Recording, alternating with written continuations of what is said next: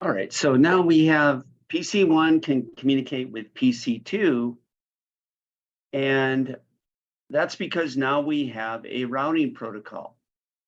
All right, so RIP is a distance vector routing protocol, which means it's going to advertise its routes on a predetermined time frame. So with RIP, it's every 30 seconds.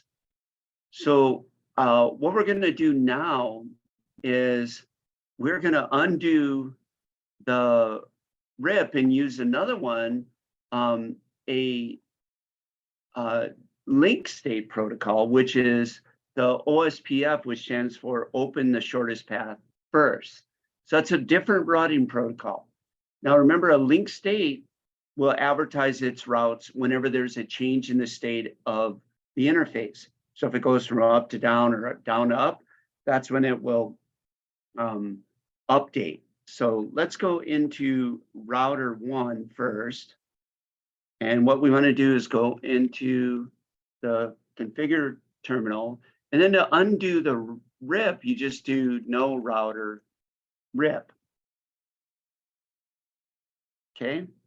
And then that will delete that. And then we're going to say, write the memory, and then go back into the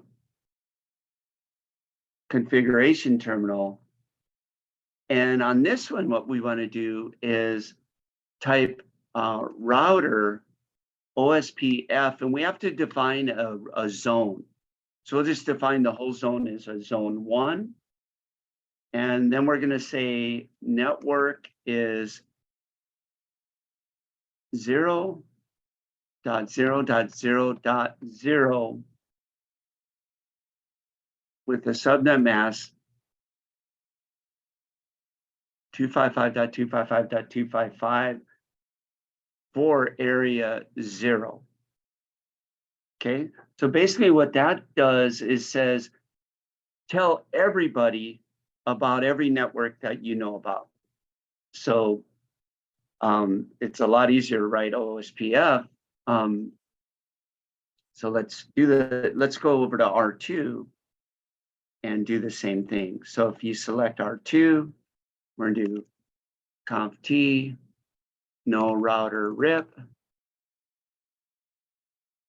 And then I'm gonna save that.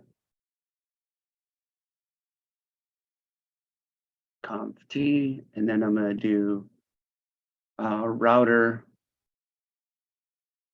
OSPF 1 again. And then network 0.0.0.0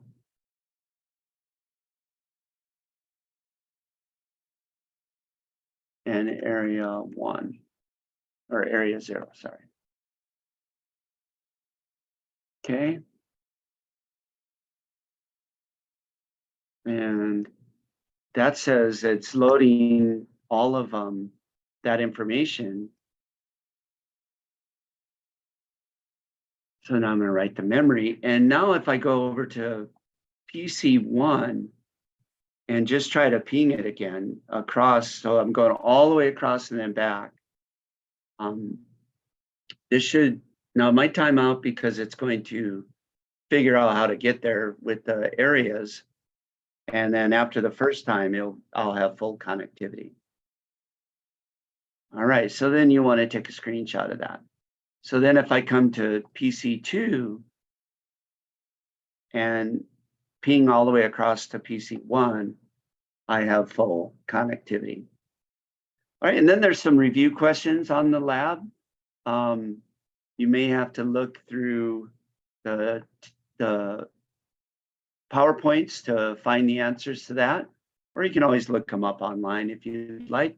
And that's it for this week's lab. It's pretty straightforward. You should have no problem with that.